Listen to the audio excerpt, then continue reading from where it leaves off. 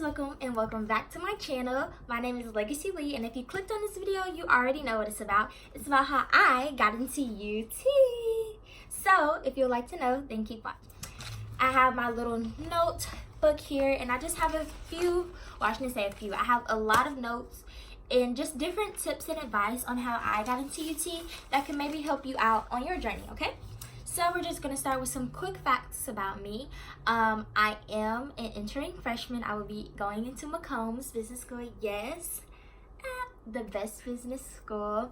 So all Macombs kids go in unspecified, so I don't have a major yet. But by sophomore year, I will have my major. So I'm super excited about that.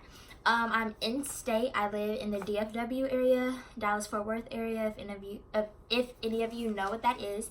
So yes, I am in state. How did I choose UT?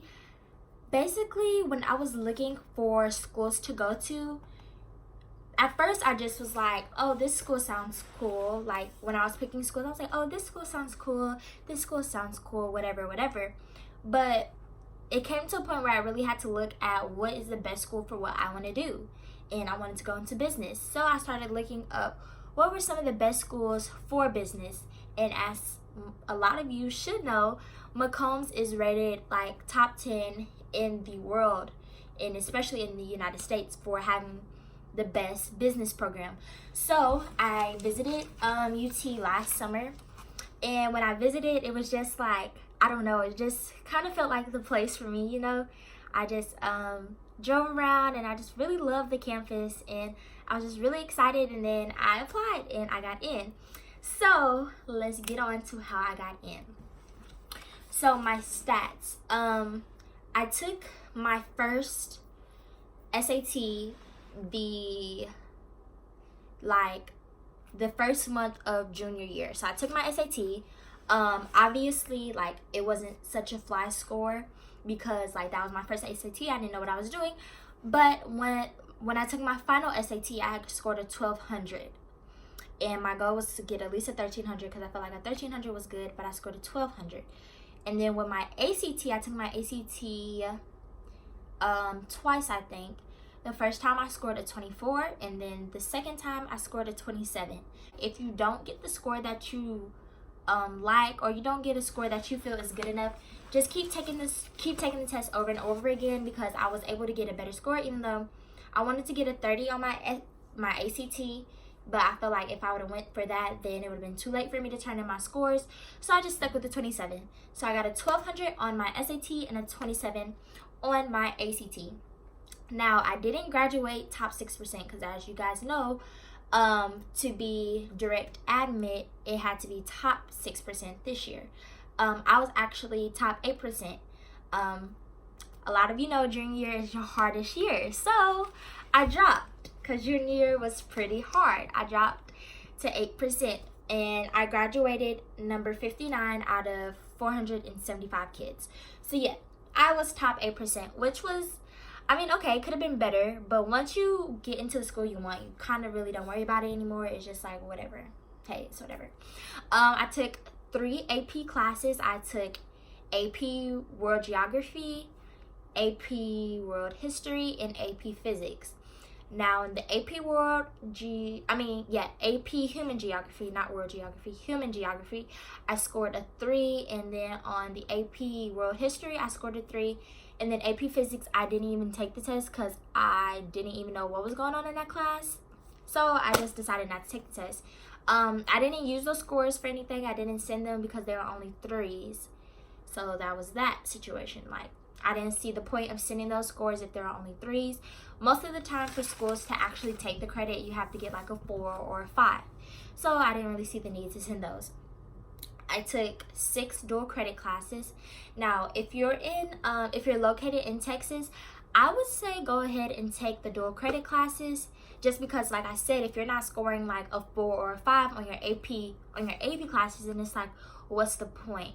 You know, what's the point? It's like you can't really use those classes. But if you're taking your dual credit classes, a lot of those classes do transfer to whatever school you're going to.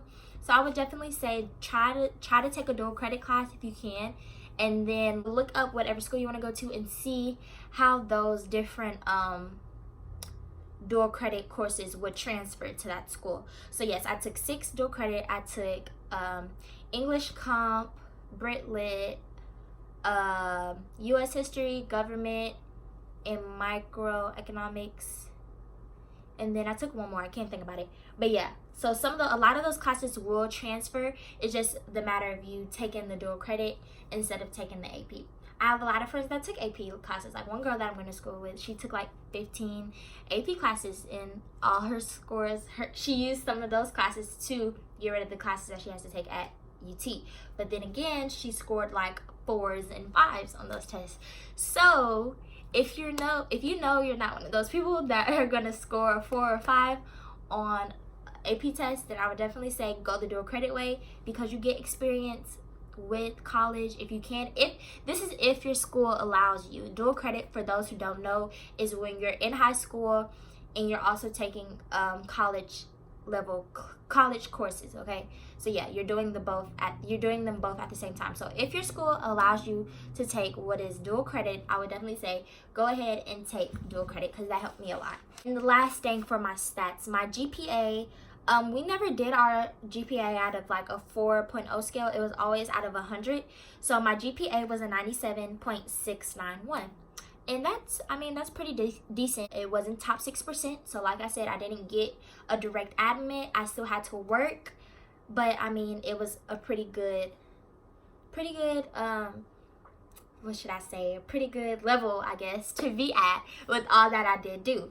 So speaking of working, let me tell you guys what I did that I feel like made me stand out from others. And as you guys know, to get into UT is already a hard school, but to get into McCombs, it's even harder. Like McCombs is like, I don't even know, like who knows, like 6% or 10% acceptance rate. So it's like, to get into McCombs is even harder. So let me tell you guys what I think made me stand out from other people that were applying. Pick something or a few things in high school and stay committed to them. So for instance, I was on a varsity drill team for all 4 years of high school and eventually became captain.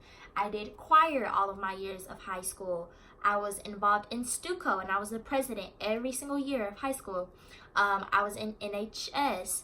I also did AVID. So just things like that. Have something that shows that your commitment, that you take things serious, and that your commitment is high. Because if they don't, I wouldn't say if they don't see that, but I just feel like that's something that tells them like, okay, she's somebody that is going to be involved on our campus, you know? So I would definitely say pick some things and stay committed to them, because it shows them like, hey, like you're willing to not only be a student, but also be involved in other things and try to make your school somewhere that's better.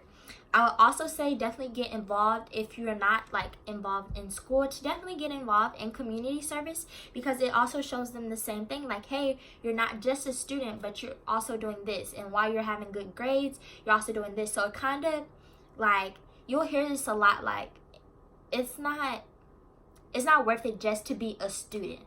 And that's why a lot of people don't get into UT, because they're just the valedictorian and they don't do anything else. Like that's just all they are, is the valedictorian, and that's all they've done is just school. But schools, colleges nowadays, that's not all that they're looking for, especially now that a lot of things is getting more competitive each year for schools. Each year is getting more competitive, so they don't want to just see you making straight A's and you have a 4.5 or whatever. Like they don't just want to see that. They want to see a person that's well-rounded. Okay, so being a great student and being a leader in your community and just being different things, they want to see that, because it makes them look better because you're coming to their school, you know? So I would definitely say get into that. Just showing commitment and leadership is something that will definitely make you stand out and make them say, yes, like I want to have her, I want to have him at my school, because I know that they're going to make this school a better place to be at. So I would definitely say, if you're not in something now, definitely get in something, especially like if you're a junior, you kind of have a year to get that. Now, if you're a senior, I would just say like start community service, or like you could join a club. I would say that would still look good on your resume, even though it's your last year. But just do whatever you can to show that you are a well-rounded student and you're not just all about your work, but you also are doing these other things. Because when they see that you're making straight A's and you're in like 4 organizations, it's like, whoa, like, you know, that's impressive. They want to see that. So I definitely say take that into consideration. If you aren't in a club yet, or if you aren't doing community service, definitely get into that. Okay, I'll talk about one thing before I continue. If you're an out-of-state student, it's going to be like 10 times harder for you to get into UT, and that's just the truth. I have a friend who has a friend, and she told me that her friend, like I was saying before, is a valedictorian. And I don't know what else she did, but she was number 1 in her class, and she didn't get into UT. And that just goes to show you that it will be harder for you if you are out of state. But that doesn't mean it's impossible for you if you're out of state. Because I know someone from Ohio that's coming. I know there's people from Massachusetts that's coming, in New York, in Louisiana. So that doesn't mean it's impossible for you, but it is harder. So I would definitely say to drive those, to really get into those organizations and really to get into community service and just outreach programs to show that you are really worth having yourself on that campus, and show them that you are really working for this and that you really want this a lot. So just to get that out the way, if you're an out-of-state student, definitely go harder. Okay, go harder is what I can say for that. And just like I said, be an all-around student. I feel like that stands out when you show that you're playing a sport, and you're having good grades, or you're in this organization and you've been in the organization for like 3 years and you're doing good grades. Like, being well-rounded speaks a lot and speaks volume, other than just being a straight A student. You know, it really does speak volume. Or if you're starting like a company, or if you're different stuff, like, just make sure you include that into your application so that they know that you're more than just a student, that you are doing other things as well. Just some tips when applying. 1, apply early. And I say that because, like, it just shows them that you really want this. And when you apply earlier, you get more scholarships offered to you. So me, I applied later. I applied like, oh, this is not good, so don't do this. But I applied like maybe like 2 days before the deadline, because I was just so scared. I was so scared. But apply early, because that way you'll have more scholarships offered to you. And as everyone knows, UT is very expensive, but there's ways that you can make that price go down. And speaking of making that price go down, apply to scholarships. Don't be like me and like talk yourself out of it and like, oh, I'm not gonna get that scholarship. Just do it. Like, and if you don't like writing, I suggest that you start liking writing, because you need to write for your scholarships, and you need scholarships. Like, you need them. So just do them. Don't try to talk yourself out of it like, oh, I can't get that, like, they're not gonna give it to me. You never know. So just do it. Go for the little ones. I would say go for the smaller ones first, the ones that people aren't going for, and then go for the bigger ones, because people tend to look over the $500 ones or $1,000 ones and go to like the $10,000 and $5,000, all because those are the bigger numbers. But I would definitely say start at the smaller ones and then go to the bigger ones, just because like there will be less competition for those. When you're applying, like the first day applications open, apply for housing, because I didn't know that housing opens up the same day that applications do, and I applied to housing so late. When you apply to housing early, you can be the first group to like pick where you want to stay at on campus, and that is always a plus. I mean, you always want to have the dorm of your dreams. You're going to be living there for a year, so you want to have what you want. So I would definitely say apply to housing as soon as possible. Even if you're not done with your the application for the school, just go ahead and apply for housing and just get that started with, so you don't have to worry about that. Also, take your time with your essays. I feel like they can tell, or anyone can tell when they're reading an essay, where it comes from. Like, if it's coming from your heart, if you're being sincere. So take your time and really think about what you want your essay to say and what you want to bring to everyone else's attention who's reading that. Take your time. If you need to, have other people read it, have your teachers read it, your parents read it, just to like kind of peer edit, as you guys know, just to peer edit and just to see like where you could improve or if you made mistakes. So I would definitely say take time with that, because that is what's going to probably ultimately, it could sway them and say, oh yeah, she can get in, or nah, we don't really want her. So I would just say take your time with that and make sure it really comes from your heart. And also with like the short answers, because I know I had to do like 6 short answers. I would just say to make whatever your short answer is about, make them understand why you're picking your major, if that makes any sense. Like my short answers, I will always try to incorporate why I want to be in business and how like the business world has affected me my whole life, if y'all understand what I'm saying. But yeah, try to make that, like if you're going into science or because you want to be pre-med, like if you want to go into biology, make those like write how biology or like how doctors have changed your life, or like you know what I think y'all get me. I would definitely say begin taking your SAT and ACT early. And I say that because when you take it earlier, it gives you more chances to fix that score if you don't like it. Like I said, I took my first ever SAT the beginning of my junior year, so you can only imagine like when my mom told me that I was taking the test, because she told me, she said, you're taking the test.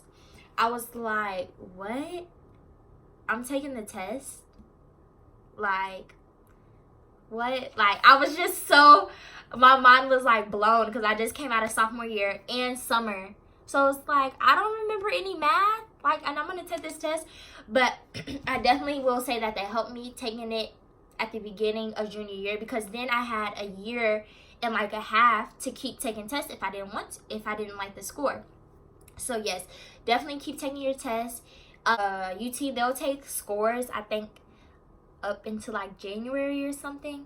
So just keep taking your tests. The earlier that you start taking your tests, the more times that you'll be able to take your tests if you don't like your scores, is what I'm saying.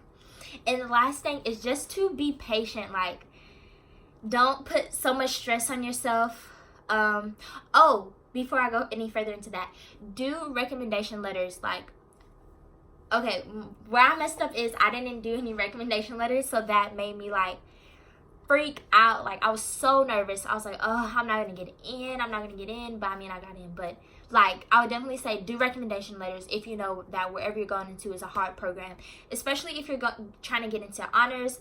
I would definitely say, I think honors does require letters of recommendation. So just get a few of those at like the beginning of your sophomore year, just to keep on hand for anything like scholarships or schools, because they do come in handy. So yeah, I would definitely say that. But my thing with being patient is I was so anxious and just so nervous, and I was just like, what do I do? Like, everyone's getting their acceptances. Like, I just kept Googling, like, when does acceptances come out? Because if you apply early, most of those acceptances will come out in, like, December area or whatever. Others tend to come out in, like, March and, like, April. It's like, please just tell me. And then I ended up getting mine in, like, February. So that just goes to show you that, like, just be patient. It's going to come when it's going to come. And it will be here. And also, don't let UT be the only school that you apply to. Like, I know people that only apply to UT. And, I mean, yeah, that speaks to your confidence. But it's also not really a smart move, I would say, because you just never know. Like, you never know what can happen. So, I would definitely say apply to, like, a few schools. I applied to 10 schools total. And I feel like that just gave me a lot of options. To compare schools, I applied to like 3 out-of-state schools and then like 7 in-states. So that just gave me a few options, you know. So I would definitely say apply to just more than UT, because you never know what can happen. And yeah, that is all that I have for you guys. I hope you guys enjoyed this video. Please like and comment if you have any other questions. I can definitely answer those for you. I mean, I haven't started school yet, but I do know a few things, and I'm just super excited to be on the 40 acres with my friends and just starting this new journey. And just subscribe, and I hope you guys enjoyed this video and continue to watch me as I go through this journey. And bye guys.